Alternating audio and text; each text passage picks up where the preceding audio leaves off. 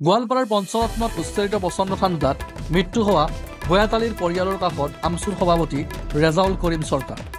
গোৱালপাৰাৰ পঞ্চৰত্নত অমানৱীয় উচ্ছেদ চলাই গৃহহাৰা কৰা বয়াতালী সুমহীয়া ঠাণ্ডাত মুকলি আকাশৰ তলত নিশা কটাবলগীয়া হোৱাত জাৰত আৰু মানসিক চাপগ্ৰস্ত হৈ ৰাতি মৃত্যু ঘটে। 12 ফেব্ৰুৱাৰী 2024 তাৰিখে আমচুৰ সভাপতি ৰেজাউল কৰিম চৰকাৰৰ নেতৃত্বত এটি সঁজাৰি দলে মুখ্যমন্ত্ৰীক সাক্ষাৎ কৰি স্মাৰক পত্ৰ প্ৰদান কৰি উচ্ছেদিত ৰাইজক পুনৰ সংস্থাপন দিয়া, উপযুক্ত ক্ষতিপূৰণ প্ৰদান কৰা, ভূমিহীন লোকক ভূমি প্ৰদান কৰাৰ লগতে মৃতকৰ পৰিয়ালক এককালীন আৰ্থিক সাহায্য প্ৰদান কৰাৰ দাবী জনায়।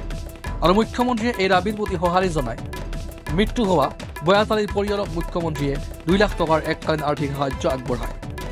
উক্ত সাহায্যৰ চেক আজি আমচুৰ সন্মানীয় সভাপতি ৰেজাউল কৰিম চৰকাৰ ডাঙৰীয়াৰ সৈতে গোৱালপাৰা জিলাৰ আমচুৰ সভাপতি আনিমুল হক চৌধুৰীৰ লগতে কেইবাগৰাকী প্ৰতিনিধি উপস্থিত থাকি প্ৰয়াত বয়াতালীৰ পৰিয়ালক সাক্ষাৎ কৰি তেওঁৰ পত্নীৰ হাতত 2 লাখ টকাৰ চেক প্ৰদান কৰে আৰু উচ্চৰিত ৰাইজৰ অৱস্থা সম্পৰ্কে পৰিস্থিতিৰ বুজ লোৱা পৰিলক্ষিত হয়।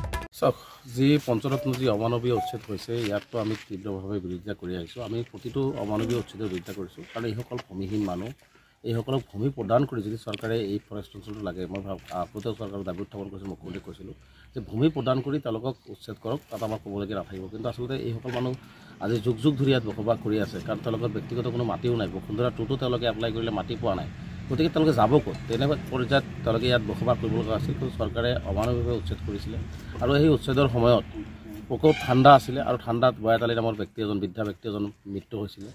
আমি যোৱা 12 তাৰিখে মুখ্যমন্ত্ৰীক সাক্ষাৎ কৰিছিলোঁ।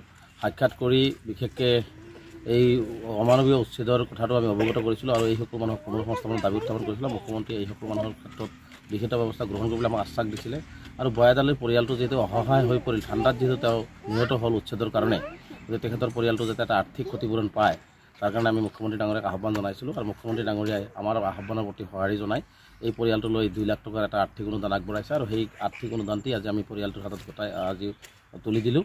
আৰু আমি আৰু এটা পৰিয়াল এনেকুৱা আছিলে, বৰ্ডাৰ পুলিচৰ ভুলৰ কাৰণে মানে নিহত ব্যক্তিজনক ছুইচাইড কৰিছিলে আৰু সেই পৰিয়ালটো অসহায় হৈ পৰিছিল। সেই পৰিয়ালটোৰ কাৰণে আমি মুখ্যমন্ত্ৰী ডাঙৰীয়াক আহ্বান জনাইছোঁ তদন্তৰ কাৰণে, যে বৰ্ডাৰ পুলিচে কিয় এনেকুৱা ধৰণৰ ভুল নটিছ প্ৰেৰণ কৰে, তদন্তৰ আশ্বাস প্ৰদান কৰিছে। আৰু সেই পৰিয়ালটোৰো এটা আমি আৰ্থিক ক্ষতিপূৰণ বিচাৰিছিলোঁ আৰু সেই পৰিয়ালটোকো মুখ্যমন্ত্ৰী ডাঙৰীয়াই 2 লাখ টকাৰ এটি আৰ্থিক অনুদান আগবঢ়াইছে। এই ক্ষেত্ৰত আমি মুখ্যমন্ত্ৰী ডাঙৰীয়াক ধন্যবাদ জনাইছোঁ। লগতে আমি আহ্বান জনাইছোঁ যে এইসকল খাটি খোৱা শ্ৰমিক, দুখীয়া দৰিদ্ৰ সংখ্যালঘু ৰাইজক এনেকুৱা অমানৱীয় উচ্ছেদ বন্ধ কৰি এই মানুহখিনিক ভূমিৰ যি বসুন্ধৰা 2, 3 হওক 4 হওক যাতে জড়িত তেওঁলোকক ভূমি প্ৰদান কৰিব লাগে আৰু য'ত য'ত উচ্ছেদ কৰিছে সকলো উচ্ছেদিত মানুহক ভূমি প্ৰদান কৰাৰ ব্যৱস্থা গ্ৰহণ কৰিবলৈ এই আহ্বান আমি মুখ্যমন্ত্ৰী ডাঙৰীয়াক আহ্বান জনাইছোঁ।